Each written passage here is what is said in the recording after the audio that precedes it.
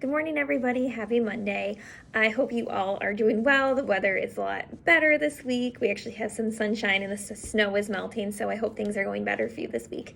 I just wanted to go over the weekly module because there are a couple things that I just wanted to cover to make sure we're all on the same page, because I'm sure I will be getting some questions on this.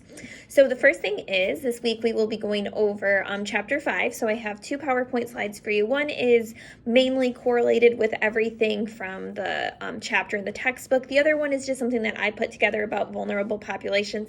I think it's a little more interesting than what you'll see in the textbook. So check both of those slides out, and make sure you're reading your textbook, chapter 5 this week, and then you will take the chapter 5 quiz.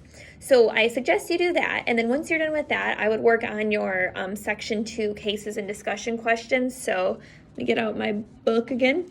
So remember, you're going to need your book. It's going to be at page 117 to 123. So you can see right here, 117. And again, these are just questions. So the different questions are Don's diabetes, going over SADS, identical twins without identical lives, the obesity epidemic, cigarettes, smoking, e-cigarettes, and the elderly drivers.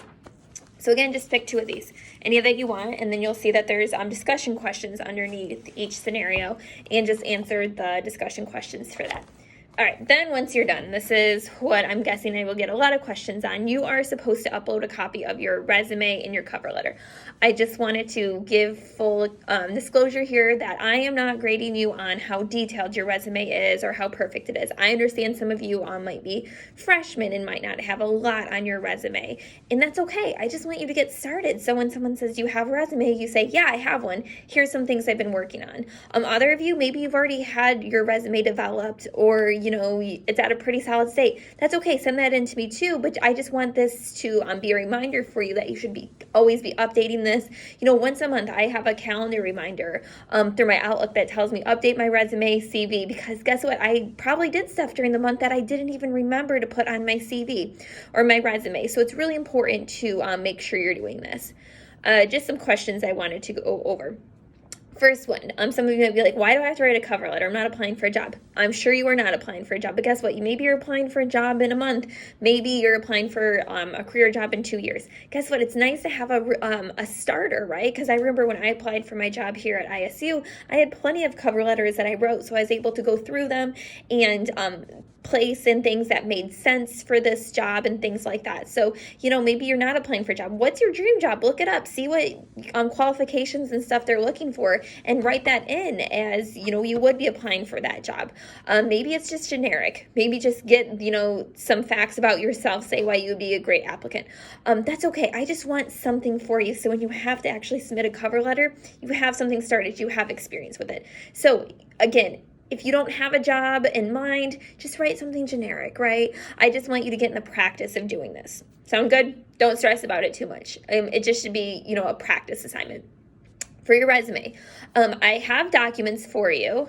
I should actually probably move them over to the module this week. So I will move them over, but you probably did see them last week. So these are from the Career Center, and I usually have the director speak in our class about this, but with it being an online class, it's a little difficult to have all of our schedules coordinated. So I just have all the documents that he gave. So one question might be, well, are you sure my resume should only be a page, 2 pages max?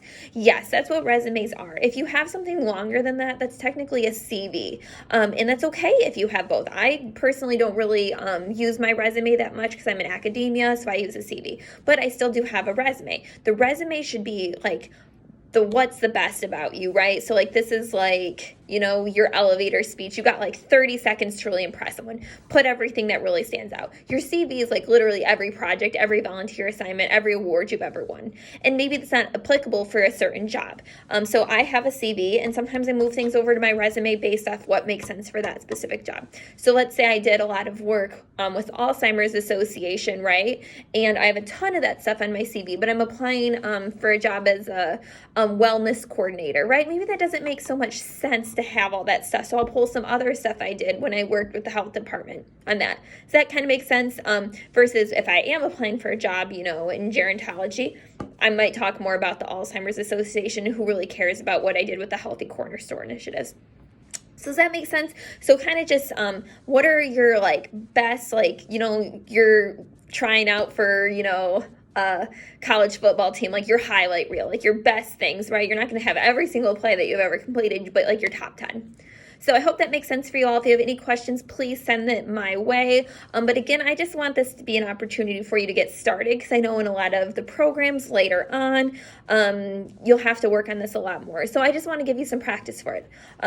It's really practical. It'll help you in the long run, and I know you'll be happy, because I know sometimes I've seen jobs and it's like always when you're super busy and you're like, I don't have time to put all this together. Well, guess what? If you already have it together, it's not going to take you that long.